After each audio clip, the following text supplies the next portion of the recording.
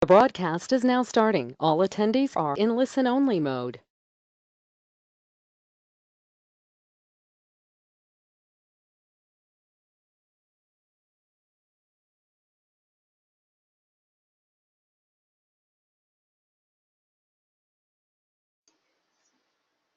Good morning, everyone. Thank you all so much for joining us today for our quarterly webinar series titled CIO's Corner. It's a quarterly update with our Chief Investment Officer, Chris Gauthier. For those of you joining us for the first time, my name is Amanda Murray, and I am the Client Service Associate for Stonehearth Capital Management. I have been with Stonehearth for 3 years, and my primary role includes client service, marketing, and compliance. I'm happy to assist Chris this year with his quarterly update webinars. I would like to start off with a few housekeeping items. On your GoToMeeting taskbar, you should see a section titled Questions. Please feel free to submit your questions throughout the course of the webinar. I will be monitoring all of the questions and will ask Chris to answer as many as he can at the end of the webinar. If we run low on time and are unable to get to your question, Chris or myself will reach out to you directly to make sure we can get your question answered. Now I would like to introduce our speaker for today. Chris is Stonehearth's Chief Investment Officer. He brings more than 15 years of investment management experience to our firm, working with both institutional and individual investors. He is responsible for setting the firm's overall investment policy and strategy, including directing our asset allocation, investment risk, research, and portfolio management functions. Thank you so much for speaking to us today, Chris. Thank you, Amanda, and welcome everybody from another beautiful day here in Massachusetts.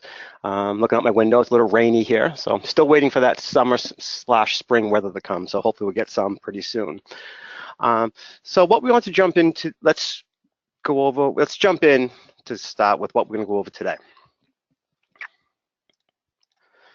So what we're going to cover today is what we've done before in our past webinars. Is we're going to go over historical asset class performance, what's happened over the past quarter, the past year, see what's working, what's not working. We usually don't like to focus here too much on the short term, but we do think the past is a pretty good guide of what's going to happen in the future, and it kind of helps to know where you've been, to know where you're going. Then we're going to talk a lot about the investment environment, what we're seeing out there. As most of you are aware, that we have a multi-factor risk model that we use to judge the current investment environment. We are observing risk, not predicting it. And we're going to talk a little bit about thunderstorms and hurricanes. And what we mean by thunderstorms and hurricanes is, with what's happening in the market, is it leaving a permanent damage on your portfolio, like a hurricane does when it comes through, wipes out houses, changes the landscape, and there's a permanent damage to your portfolio? Or is it a thunderstorm? It's loud, it's noisy, but it's passing. And once it passes, there's not long-lasting damage to anybody's property. And we're going to do this in terms of what is happening to your portfolio. Is the current market environment a hurricane to your portfolio, or just a thunderstorm and it will pass? And then with that, once we decide that, we're going to talk about where we're positioned in our portfolios, what we're seeing in the market, what we're taking advantage of, and what we're seeing is, maybe getting a little risky and we should be lightening up on it. And then to close it out before we go to questions, we're going to talk a little bit about our carbon light portfolio and its a solution. And this basically arose from our last webinar where I mentioned it in passing, and we got a lot of feedback where people would like to know a little bit more about it. So let's go into what's happened. So we're looking at Q1 performance here. As always, commodities are in yellow, international is in green, US is in blue, diversified portfolios in red, and purple for fixed income. So it's kind of misgiving, because what we've seen performance lately is we've seen this really negative performance in the past month or so, and everybody's really feeling negative about the markets. But again, that's due to recency bias. We kind of forget how this year started off, and started off on a very positive note. The S&P was up over 6%. So when you take that positive January, negative February and March, we end up with a pretty much flat market in the US equity market. What we did see was very strong performance from international EM and oil markets. So again, a lot of that had to do with the weak dollar. And what was interesting is we didn't really see this flight to safety in the sell-off. So with the S&P down 70, you would expect kind of fixed income to do well. We didn't see that. When we look over here in the purple, we see munis down over 1%. Corporate bonds almost down 3%. Long-term treasuries, which is going out the 30-year on the curve, down almost over 3%. So historically what we've seen is that when equities kind of fall out of bed or kind of fall off, that we see these fixed income instruments outperform. We're not seeing that again. We saw other assets outperformed. Frontier markets, emerging markets. We saw a little bit push up in gold and a lot in oil. Oil was really due to more idiosyncratic risk and more about geopolitical in terms of Syria. And really what we saw in this quarter was investors reacting to a lot of rhetoric out in the market. And again, this goes to that thunderstorms, hurricane scenario that we're talking about here in the analogy. And really with seeing a thunderstorm, it's a lot of rhetoric and what I call the 3 T's: Trump, tariffs, and trade wars. And it's not a comment on what's happening in the market, or it's not an opinion, it's what's happening, what investors are reacting to, and they're reacting to a lot of rhetoric. And when we go forward and look at the risk environment, we'll look at the data and say the data is not matching the rhetoric right now. We're really seeing a pretty decent market for risk assets. Going on a little bit longer, I'm looking at a 1-year performance as of March 2018. We really see a more traditional asset class chart performance here, where we see momentum. When we see momentum, we think FANG. When we see FANG, we think Facebook, Netflix, we think Alphabet, formerly known as Google.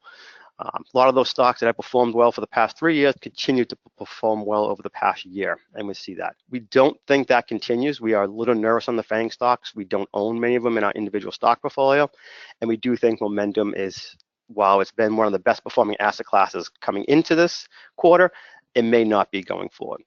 Still like Frontier and Emerging, we're seeing international really start to take over the lead from the US. For many years now, we've seen the US kind of lead everybody, where we're seeing winds of that changing in frontier markets, emerging markets. Again, oil has had a great run here, but again, we have to remember, only a few years ago, oil was at $100 a barrel. It's only about 60 now. So even though it's had this great run, it really came off a cliff there. So again, it's just kind of recovering a little bit of what that fall off happened. Look in terms of negative performance, there wasn't much out there over the past year, which is very good news for investors. Managed futures, alternatives are struggling in this environment. The dollar, like I said, we talked about this weak dollar environment. MLPs, a lot has to do with the weak dollar and also the new tax law passed by Congress. We also saw a negative performance in REITs, which we don't track here on this chart. But other than that, it was really a pretty strong 1-year performance across the board. So investors are really pretty happy. And when we look at, what that typical investor gets, that moderate investor, that, average investor, if you'd say, they gained about 10%. So again, most investors, irregardless of what happened over the past 2 months, if they look out over the past year, they're pretty happy with what they've seen in terms of performance. That's kind of where we've been. And then now we know where we've been, let's kind of take a look at where we are and where we may be going. So this is our Stonehearth capital market risk model. This is done internally by me. We created this about 5 years ago now, going on 5 years, almost 6 years. And what it is designed to do is to take a multiple factor framework and identify how much risk is in the market, so we can help adjust client portfolios to take advantage of risk or defend against risk. And that's that preserve, protect, and grow mantra that we talk about a lot here at Stonehearth Capital Management, that there are certain times in the market that you need to preserve what you've gained. You need to really protect what you've gained. That's that hurricane. You really need to protect what you've earned. And there are also times where you need to grow and really want to take advantage of risk in the market. So we use a multiple lens framework. We basically have 4 factors: technical, valuation, macro, and qualitative.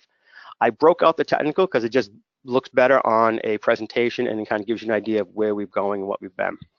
Again, like I've mentioned before, we're observing risk, not predicting. This is not intended to say where risk is going to be. This is taking a look at all the factors that we know that have an influence on the market and saying, giving the entire framework, the entire picture, where do we stand on a risk schedule? So look at the technical. We have 2 versions of it: structure and reversion. Structure is basically, how's the market behaving? What's out there? Are the right sectors performing in strong investor sentiment? Reversion, we're looking for turning points. Historically, certain factors have indicated that there may be a turning point in the market that's been rising for a while and may fall. Also the other way, on a market that's been falling, it may indicate when the market's about to turn and go up. Valuation, pretty straightforward. The strongest market returns we've seen are when markets are cheap. The weakest returns we've seen are when markets are expensive. Macroeconomic factors, they influence the market. They influence what companies can earn. They influence the investment environment and have a good indicator of what's going to happen for the next 5-10 years. And qualitative, like anything, we bring over 20 years of investment experience, and we bring this experience to bear to judge, to make sure that we don't just run off the side of the road because the computer said to, the GPS told us to. We really want to take a conscious effort and make sure that we have the right risks in the right portfolio. So when we look at this, we look at the technical picture, and again, we saw a very deterioration of the technical picture across the market. We did not see a break in the technical picture, and we'll kind of go through a few indicators that show this, that while it's weakened, it is not broken yet. Valuation, since I've been here, I've not seen a positive reason on valuation, and I started here in 2012. The market's been overvalued since 2012 based on the indicators that we use, and it hasn't changed. It's got a little bit better, and the big piece that kind of drove that a little bit less negative was earnings, and we'll show you a chart to show how that kind of came to be about. A lot has to do with taxes, but again, a lot has to do with companies are doing well out there. The economic environment is very strong for companies to do well with their earnings and drive that valuation picture and hopefully improve it a little bit more. Macroeconomic environment, any way you slice it, it's a very, very strong economic environment from where we've been.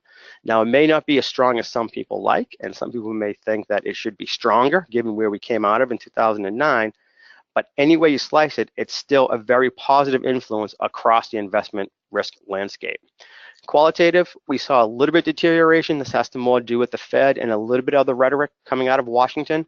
Again, we don't use political rhetoric as an investment indicator, but we are conscious of the fact that it does have an influence on investor sentiment. It does have an influence on how people see the world, how they feel about the market, and it can have an impact. So we think that environment has got a little bit negative, so we've dropped that down by 1, but still, as a very positive environment, we have very low rates. They may be rising here, which we think they will, but we're still at a very low rate. So what we're going to do is take a look at a few indicators we use and a few we don't. So some of these indicators that I'm going to show you are in the model, and some of them aren't, and I'm not going to differentiate between the two. It's just so you know that every indicator I show you does not have to be in our model. So technical, talking about structure. And what we're looking at here is the black lines, the S&P 500, so upward to the right. And this orange colored line here is consumer cyclicals divided by consumer staples and performance. What are we trying to get here is it measures investor sentiment. Are investors bullish on the market? Do they think that the market's going to go up and they want to take risk? And when they historically have thought that, they've bought cyclicals, consumer cyclicals. Think things you don't need to buy. Think Harley Davidson, think RVs, think Coca-Cola, things you don't need to buy. Compared to a staples, which are things you need to buy no matter how well you're feeling. You need to buy toothpaste, you need to buy toilet paper, you need to buy shampoo, you need to buy soap. So when investors are really bullish on the market and their sentiment's up, they tend to go more into consumer cyclicals and they outperform those traditional safe havens consumer staples. So what we like to see is this line going up and to the right. And what we see right here, it is. So it has been for a while going up and to the right. So investors are investing in the right part of the market. They're investing in the cyclical part of the market. So they feel good about future expectations of stock prices. They're bullish on the market. So from a structure standpoint, that is very healthy for the market. That's one thing that's leaning positive on the technical indicator. Next thing we're going to look at is reversion. So this is what we commonly refer to as the fear index, the VIX. You may have heard that. What it really is CBOE, VIX Volatility Index. I mean, it got this going back to 1990 thanks to macrotrends.net. Great website over there with lots of interesting, good data. And what we're looking at here is the VIX going back in time. Recessions that we know about are in the shaded. So what we see is that there's lots of periods where there's very subdued VIX, so down by 15, 20, and then there's the spikes subdued. And this is what we call a contra-indicator. So what this means is when investors are complacent, which is down here low in this red circle where they have been for a while here, that is a negative on this indicator. Investors aren't worried about risk too much. That means they're taking too much risk in their portfolio and they're not worried about it. When it spikes, that's when you want to invest. Think about the old JP Morgan adage. When do you want to invest? When there's blood in the streets. When is there blood in the streets? When the VIX is up at 80, 70. That's when everybody's scared to death that the market's going to go over the tank and we're never going to invest again. That's when you want to invest. So that would be a positive for this market. So what we've seen here is that we are returning to a more normal state. Investors have been very complacent recently with risk, and this has been flashing negative here. It's been at a too low. Investors are too complacent about risk. And what we've seen here is this little jump up, coming up right here in the last few months, and you see a lot of investors saying, well, this is bad for the market, this is nervous, this is pretending to something bad. Really, it's just a return to normalcy. If you look back in time, it's been artificially low during this time period. And we've seen bouts of this before, and it takes a while for that to kind of work its way out through the market. So we don't think this is flashing negative yet. Actually, this is kind of giving us a more positive outlook on the market, saying, listen, it's getting a little bit better out there. Investors are starting to think about risk a little bit more, are taking into account, and we like to see that. So this is what we call a contra indicator. And this is a good example of recency bias, where everybody's saying that, you know, we want to go back to here. We don't want to go back to here. We don't want investors to be that complacent. We want them to be worried about risk, because that's the normal state of the market. The last technical chart I'm going to show you is my kind of go-to chart. If someone asked me, you know, about a stock, about a market, and one chart I had to really look at, this would be what it is. The top here is RSI, Relative Strength Index, and this just looks for overbought, oversold conditions. So again, this is why we're looking on those reversion charts. You know, is there a turning point in the market? Historically, when markets have been above 70, it's a good time to sell, and when it's below 20, it's a good time to buy. So we see the market right now, it's right in the middle. So again, not too hot, not too cold, a neutral indicator, very good. The really positive technical chart is right here, and this is the long-term S&P on a weekly basis. This blue line right here is the 50-day moving 50-week moving average, because it's a weekly chart. And what we see is that historically, we're looking for breaks in this. This means that there's a change in the market in terms of the indicator. So as long as this support holds and it kind of goes upward and to the right, this indicator will flash positive in our risk model. So what we're looking for is that not so much going above or how much above this line is, as long as it doesn't go below and it still provides support for the market. And what we're seeing is very strong support for the market upwards to the right on a long-term basis. Some of the shorter-term charts have broken through some moving averages. We tend not to look at those too much. Those get you whipsawed, more day traders, computers, and algorithms trading. We don't play that game. We can't win at that game. What we can do is take advantage of them kind of overstepping their trading. And when they kind of whipsaw the market, we're going to take advantage of it. Over the longer term, we're still very positive on a technical picture. The last piece of this is the MACD, which is a shorter term moving average compared to a longer term moving average. For those who aren't too interested in it, what it means is if the black line goes to the red line, that's negative. When the black line goes to the red line, that's positive. So we saw a break in the market in the MACD indicator in February, not the total model, just this one indicator. So it should be flashing negative saying, hey, warning signs. And this is why when we talked about a model before, we said we saw some weakened technicals, and we have, but we haven't seen a total break in the market yet. So that's kind of an overview of the technical picture. Again, still positive, but weakened. So let's look at valuation. On the valuation, we use multiple indicators, but what we're looking at here, as we talked about, is earnings. So these are earnings estimates put together by the S&P. Howard Silverblatt has tons of data out there, and he puts this together. And these are what all the analysts out there expect the S&P 500 to earn for 2018. So as of 3/31, 2017, they expected the S&P to earn, you know, little under $147. And you kind of see it came down, which is a normal state, which usually happens. They get overexcited, think they're going to earn too much, and they kind of walk down their estimates. Then you see this big break right here. Really starting in September, you saw a little bit of uptick, which is good. Then you saw this really large uptick here. A lot of this has to do with the tax law that passed. It does benefit corporations. It was designed to benefit corporations. We can argue whether it's fair or not, but what it was designed to do was to benefit corporations, and it has. And that was reflected in the earnings numbers. What it's also doing is that's just a small piece of this. We are seeing companies come in with better and stronger earnings. We do need to see follow through this. Again, so the tax benefit's great. It's a one-time event. It's great to see the economy going strong. It's great to see companies doing this in terms of an investment standpoint, but we need to see follow through. But from what we're observing in the marketplace right now, we do see strength in earnings. And this is, again, improving the valuation picture. Not enough to make it positive, but improving.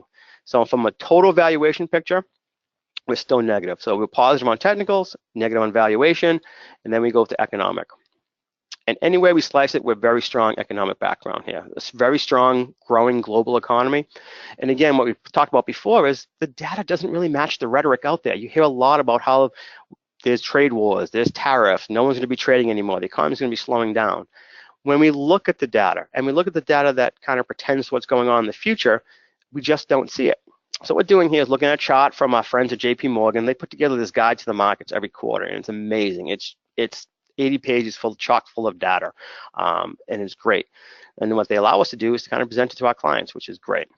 So what we're looking at here is a Global Purchasing Managers Index. So what this is, it's called a diffusion index. And what it means is it asks certain companies to say, is your company getting better, staying the same, or getting worse? So again, better, same, worse. And they ask a whole bunch of questions on that. So again, it's a good indicator of what's happening. It's not an indicator of what's happened in the past. It's not like a GDP number where it just tells you what happened. This is really getting to what companies are thinking and what they're planning out for the next 3 months, 6 months to a year. And we have global, which is the whole entire world, developed markets, emerging markets, and all the countries listed here. They don't let us show the numbers, but they do let us show the colors. So what green means, it means the PMI is above 50. If it's yellow, it's right around 50. If it's red, it's below 50. And what that means is anything above 50 means the economy is expanding. That adding up all those surveys from all those companies, and the economy is expanding, and that's what historically it's seen. So what we look around the economy from February, amazing, everybody's in expansion. There's not one negative country out there on February. Everybody's expanding. So we're seeing this strong global economic activity out there. The data is telling us that it's still a good environment to be investing, yet we're hearing a lot of negative rhetoric in the press. So again, the data doesn't match the rhetoric, which is why we use these multiple factor models to make sure that we get the entire picture and just not looking at one piece. Because if you just turn on, say Fox News or MSNBC, you may get a different picture of the economy than what's actually happening out there. So we always want to rely on the data. And from the economic background, we're seeing a very strong economic backdrop. And one here is the economic, again, from our friends at JP Morgan. And what we're looking at here is the unemployment rate, which is this dark line right here. So again, going back to 1970, and wage growth, this is blue line.